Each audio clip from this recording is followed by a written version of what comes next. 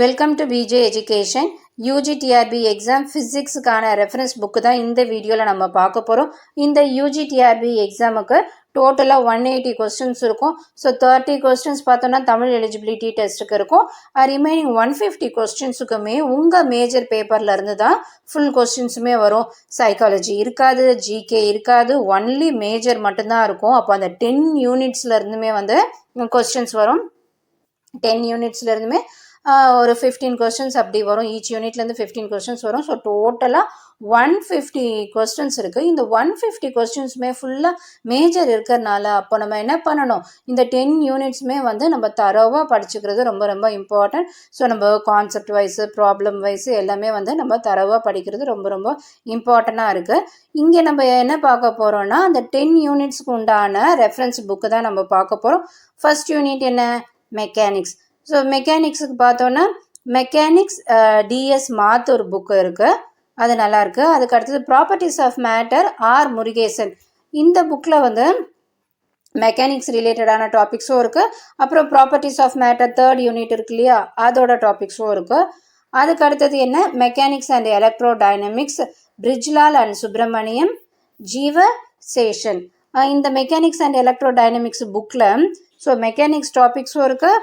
அதுக்கு அடுத்தது இந்த எலக்ட்ரிசிட்டி அண்ட் மேக்னட்டிசம் இருக்கு இல்லையா, அதில் இருக்கக்கூடிய டாபிக்ஸும் இதில் இருக்கும். ஸோ இந்த புக்கு பார்த்தோன்னா நம்மளுக்கு 2 சாப்டருமே மிங்கிளாக தான் இருக்கும். அதனால் இதை வந்து ப்ரிப்பேர் பண்ணிக்கோங்க. அடுத்தது என்ன, தெர்மல் ஃபிசிக்ஸ். தெர்மல் ஃபிசிக்ஸுக்கு heat, thermodynamics and statistics Brijlal and Subramaniam book. அதுக்கு அடுத்தது thermal physics R Murugesan book. அதுக்கு அடுத்தது thermal physics SC Garg, RM Bansal, CK Ghosh.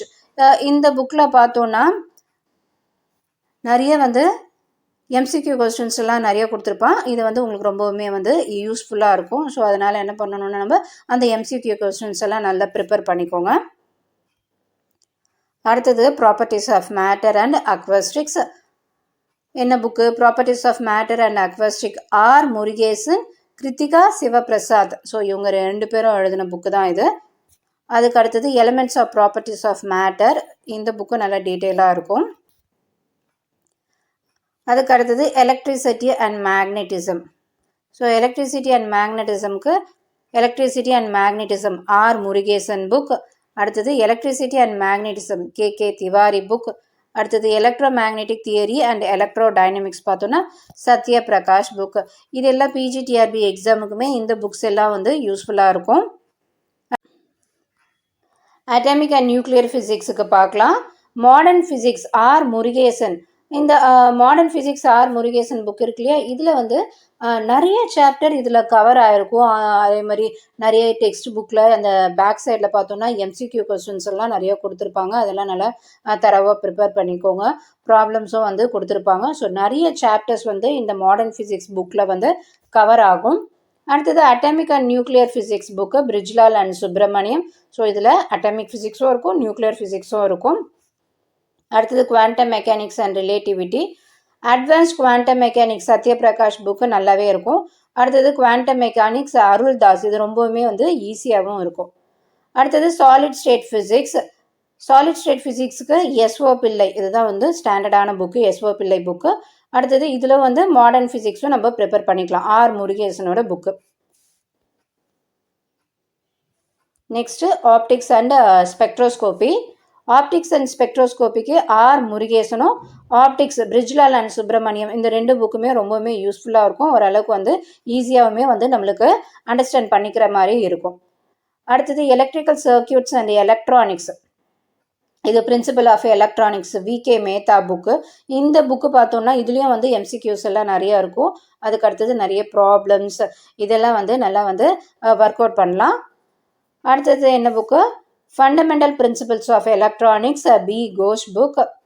So last chapter பார்த்தோன்னா எக்ஸ்பெரிமெண்டல் ஃபிசிக்ஸ். ஸோ இந்த எக்ஸ்பெரிமெண்டல் ஃபிசிக்ஸுக்கு வந்து நம்ம ஒரு புக்கில் மட்டும் நம்மளுக்கு என்ன பண்ண முடியாது, எல்லாமே வந்து டாபிக் கவர் ஆகாது. அதனால் நம்ம என்ன பண்ணிக்கணும்னா, இப்போ நம்ம பார்த்தோம் இல்லையா இத்தனை சாப்டர்ஸோட புக்கு, அதில் இருந்தெல்லாம் சில டாபிக்ஸ் எல்லாம் வந்து இருக்கும்.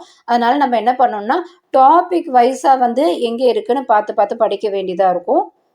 இதுக்கு எக்ஸ்பெரிமெண்டல் ஃபிசிக்ஸுக்கு புக்குன்னு பார்த்தோன்னா எலக்ட்ரிக்கல் இன்ஸ்ட்ருமெண்டேஷன் இருக்கு இல்லையா, யூஏ பக்ஷி, அந்த புக்கு. அதுக்கப்புறம் என்ன பண்ணோம்னா school book 11th 12th book இருக்கு இல்லையா, physics book volume 1 volume 2. So அந்த புக்கில் வந்து அந்த டாபிக் வைஸாக எங்கே இருக்குன்னு தேடி பார்த்துட்டு நோட்ஸ் எடுத்துக்கிற மாதிரி இருக்கும். அதுதான் வந்து இந்த எக்ஸ்பெரிமெண்டல் ஃபிசிக்ஸு. இதுக்குன்னு தனியாக ஒரே ஒரு புக்கில் வந்து எல்லா டாபிக்ஸுமே வந்து இருக்காது. ஸோ பார்த்து ப்ரிப்பேர் பண்ணிக்கோங்க.